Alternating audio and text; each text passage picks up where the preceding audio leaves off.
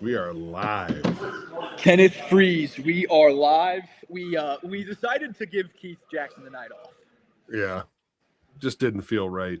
Seemed only humane to give Keith the night off for wellness, you know what I mean? Yeah.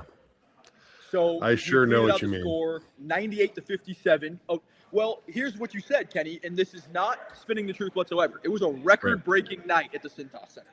Truly. It was. And you know what? One of the positives that I can take from tonight is that this is now the biggest, I believe, loss in Xavier history, but also the biggest home loss. So that takes my 2011 team off of that list, which is, if you're looking for positives, if you're looking for some positives, there's There you one, go. at least for me. It's like Dan Marino when he was waiting all those years to get his interception record taken. Right. You finally got your record taken, Ken. Easy. It was easy. I mean, like, the thing is that we didn't start off the game bad. Like it was we were starting to see some life out of Malik Messina Moore. He played aggressive. Yeah, he did. He played aggressive. He knocked down a couple threes. Yeah. We saw one of the better games out of him. But I mean, I don't know what to say, man. We were 16 assists, 14 turnovers. This was just not the Xavier team we've seen. No, it's not. Since they turned the corner at all. The biggest problem, we obviously they shot the ball out of their minds from three, right? And I think a lot of people are going to look at that and say, that's the reason that Xavier lost. But let's just say that they make their normal 9 threes a game. Yep. It's 21 points. Yep. Something else happened. And what happened was, obviously Xavier shoots 36% from the field, 25% from three. And on defense, it was really difficult for them to get a shot up. I know. It was like they were all over us, and it was like it wasn't just that Xavier was missing shots. Like there was a couple opportunities that Xavier missed, sure, obviously. But Creighton was just, I don't know if there's I think Creighton might beat UConn with this game. Like I don't know. You know what I mean? Like the way that they played tonight, they played like a national contender. And I don't really have anything else to say about it because I can't break it down as an analyst. You know what I mean? Like it's just like it's so out of the ordinary for both teams that it's difficult to even talk about it because obviously I'm frustrated with the loss, but at the same time, like, you don't ever want to just say like, well, it was, there's nothing we could have done. And I don't think that that's the case. I think that Xavier could have come out, hit a couple threes, knocked him in the mouth a couple times and changed the flow of the game. But they never had a chance to get going. No. And Kenny, I was talking to my dad about this and the guys, at the game, but I think it was kind of a combination of, to be honest with you, I think Xavier was flying a little bit high, maybe outperforming expectations to some degree. So I think that's part of it. But I think the other part of it is Creighton was one of the most underperforming teams in the country, like by a mile. And they just had not – we talked about this last night when we did our preview. Like Creighton had not found their stride yet, and it kind of stinks to be the slump buster here. Right. But Creighton found their stride. But you're exactly right, though. It did not just come down to the fact that Creighton hit shots and we didn't. Every single shot Creighton got was a good shot. Every single not every. This is an exaggeration, but every single shot that we took was a tough shot. No, but right, but they dominated the game in every facet. Yeah, there's. It's easy. It's easy to look at this game and be like, well, like I said, they made all these threes. They threw a lob that just like accidentally went in the basket. Like everything was going their. You lose by 45. But like one bucket's not going to change anything. Everything was going their way, and there's no doubt about it. But to some degree.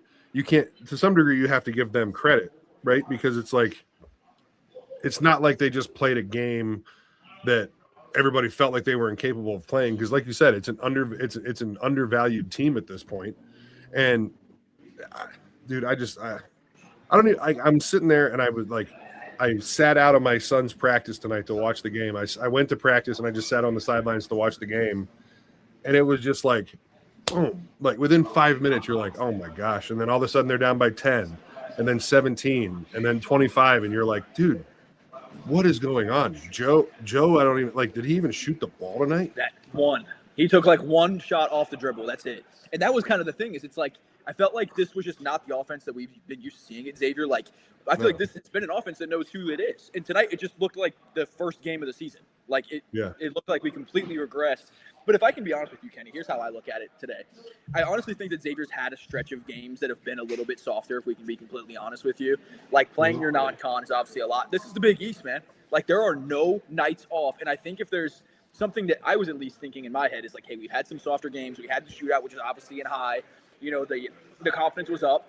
And Creighton is a team that was not thought of very highly. There's a part of me that thinks that this was kind of a game you're like, yeah, we're at home. You know, we're playing like the better team. We're favored to win. We're going to get this one. You know, and sometimes you need a punch in the face to wake up. And I think this was like, hey, this is the Big East, dude. Like, and that's what's kind of tough about this, Kenny, is there are 20 Big East games. Creighton was coming in by a lot of people saying they might get ninth in the Big East. Right. And they just curb stomped us at home. Like, this is the Big East, though. Yeah, well, and that's, when we were talking during the game, that's exactly what I said. It's like, I feel like, as a basketball player and as somebody that is playing super confidently, like our guys have been playing over the last 5 games,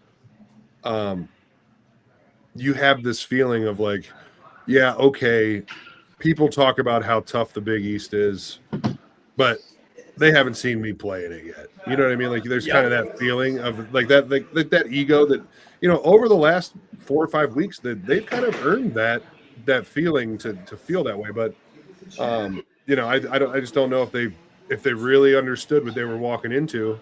And I mean, obviously by what we saw today, they definitely didn't understand, because the game was just more physical in every level of the game, from perimeter defense, post defense, rebounding. Everything was more physical.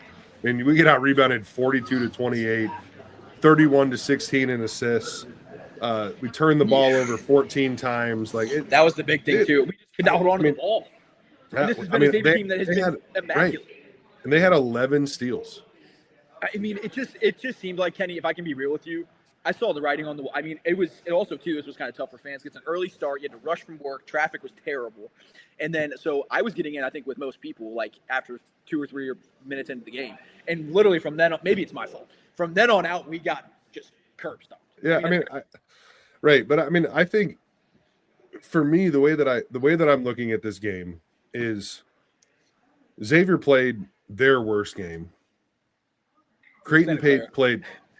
I mean, I think that this was worse, man. Honestly, I really do. Like, it was really I think the only reason that this game doesn't, even though it's a worse loss, like point wise, yeah. Well, that, and it's just like, we didn't. For Santa Clara, like, we had never seen the potential of this team, right? So we just thought it was just like, that's the end of the year. There's nothing we can do. The season's over. And then they gave us that hope to bring it back. And honestly, I have to stay positive. I can't let myself get into this like negative space like I was after the Santa Clara game. And I know you, dude. Like, you're a competitor, but like, and it's funny talking to you, Kenny, because it's like you clearly have like a former player's mentality. Like, I'm sure that locker room is going to be ugly tonight. I don't even know. I feel like it's going to be. What's going to be ugly is tomorrow.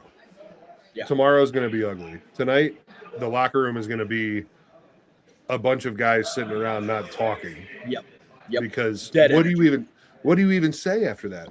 That's kind of where I am right now. Like I told you before this, like, I don't want to get on, because not because of any other reason of like, I just don't want to talk about it. But this is what the Roll Blob does. This is what we do. I know. We're staying consistent. We're going to be here. Yep. But like, the way that I'm looking at this game, they played their best. We played our worst. We move on. We have another game coming up against Georgetown. You just have to move on with it. I think that Xavier they're going to have a trajectory through the Big East season the same way that they did through their non-conference schedule, where they get hit in the mouth, they realize what the competition actually is, and they're going to start playing better, because maybe they did take this game lightly. I don't know. I mean, everybody and their brother has been talking about how bad Creighton is. Literally. So, and then they come in and shoot 16 for 33 from 3 at home, at away. And It's That's tough, the man. thing, and because that's the thing. Like, there's bad in college basketball, and then there's bad for the Big East. And I honestly don't think Creighton's a bad team. They've been playing like a bad team, but Right. like bad for the Big East is like 80th in the country.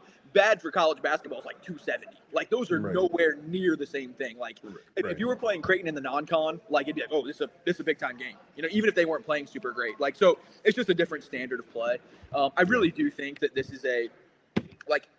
Luckily, you don't get penalized for 3 losses for losing by 40. It's only 1 loss, you know. Right. And I know it sucks to hear that, but it's only 1 loss, and I really do think that we're going to bounce back from this. Is it painful? Does it maybe make me not feel as good about this team turning the quarter? Maybe, but it's 1 game, you know. But Yeah. I did say going into this week, it's going to be tough to not get one of the 2 between this one and Georgetown, and now you got to go at Georgetown and get a win, which I think Georgetown is massively improved. They had a really good start to the season and a tough kind of last few games, but I think they're a good team. And on the road, I mean, they don't have much of a home environment. It's been getting a little bit better, but that's going to be a tough game, man. Georgetown on the road is, at least going into the Big East, is a much tougher game than at home against Creighton. Right. Yeah, I mean, I think so too. But, just we used to talk about it all the time when I played. It's just that next play mentality. These guys got Phil, Joe, Trey, all Roddy. You have to come back into the next game and be like, that's behind us. Yep. Keep moving forward. Do what we've been doing over the last month and a half. And for guys like Malik and Pop, keep building on it because they actually didn't have terrible games. They were kind of bright spots in the. And the other thing I will say with Roddy, one of the reasons that dude is like, he's got a special place in my heart, obviously because he came back, the whole lone survivor thing, like that was awesome. But with about 3 or 4 minutes left in the game, losing by 40 points, sprinted his ass off and took away a fast break layup. And to me, that's stuff that you can't teach. That's just embedded hard into you who you are as a person. That's just and I pure think heart. I think we saw that that in Santa Clara too. Right. I felt like he was playing his butt off to the very end. Yeah, and I think that's something that will he's going to embed himself into the Xavier fans' hearts for things like that he did. And then when the games are good and he plays well, it's going to be just that extra step more of support for a guy like him because of that effort. But I mean, dude, Trey and Joe played 17 minutes and 18 minutes tonight. The game was over before it was over. You know what I mean? And that's kind of what I was saying. We were literally 10 minutes into the game, and part of me just checked out from emotionally checked out. I still watched the game, but I was like, the writing's on the wall here. It was. I mean, at one point we were almost getting tripled up. In the second half. I mean, they were 6 points away from tripling us up at one point. I mean, I just can't believe. Oh my gosh, dude! 41 points at Cintas. Golly. It was really bad. And it's not like this was UConn. If this is UConn, you're like, okay. You know what I mean? They're just scorched earth. They're top 5 team in the country, championship contender. And again, Creighton came in to be, ranked as the 3rd team in the Big East. But this was one you really wanted to have because you look at the Big East slate, and this is what's tough is we were talking about where we could be in the pecking order here. You start out against the team that people are getting 9th, 8th, 7th-ish. And you lose at home by 40. Right. I mean, I was trying, this is definitely a game on my list when I'm going through and saying there's 6 or 7 games that we can win at home. This is one of them. So, just right off the bat, now we're down to 5 or 6, and there getting aren't wins. many games like that. You only get half of the games at home, and then half of the games against the bottom half of the league. This is in that quadrant of at home and against a team that's not been very good. There aren't many of those. You get maybe 4 of them, 3 of them, 2 of them. So it's not a good look. You still get DePaul, you still get Marquette, but we need these 50-50 games, man. But again, it's one game. There's 20 Big East games, not including the Big East tournament. So I'm with you. This is just, hey, it wasn't our night, but we got. I can tell you that I'm not going to overreact in the way that I did against the Santa Clara game. I don't think. Well, yeah, we have a bigger sample size now. But to be completely honest with you, we had some guys, like I said, with Roddy and Pop and Malik Messina Moore showing some life. I don't think that guys gave up, which is good. I think that Creighton just came out Creighton just came out and shot the piss out of the ball. I mean, you score And they were 48 just points from getting the good shots. 3-point line. They were getting good shots. They were making them. It was an onslaught. And it just kind of sucks. Like, it just feels like this happens against Creighton all the time, where like we're their slump buster. Like, for whatever freaking reason, they just and again, they were getting good shots. So and again, it's not like they only beat us because they shot the ball well. They beat us in every facet of the game. But this Creighton team has looked terrible against terrible teams. Like, and then they come to Cintas and just go score. It's hard to watch, but so it goes. It all evens out. Yeah, I mean, I don't know. I'm being honest with you, man. I don't know how much longer I can talk about it because I'm with you. It's disappointing. It's I think it's just one of those things where as Ahmad would say, just tip your cap to them and move on. Like, because they came in here, they beat the shit out of us, and there's nothing really else to say. If Xavier plays if Xavier plays like that again against any team in the Big East, they're going to lose by 30. So don't care who you play. Yep. It doesn't matter who you play. But, at the same time, if Creighton plays like that again, they can beat St. John's. They can beat UConn at home in Creighton. Like, of course. If you're going to shoot 50% from three, you can literally beat anybody in the country. There's a reason they were picked third in the Big East to start the season. Right. So, I mean, I'm not saying this. I'm not saying that I'm just moving on because of, Xavier didn't play well. I think it was just a one-off. Like, it was just a combination of both things. Xavier played terrible. They played their best game. They played the best game of the season so far. And I'm going to go out on a limb here and say probably the best game that they're going to play all year.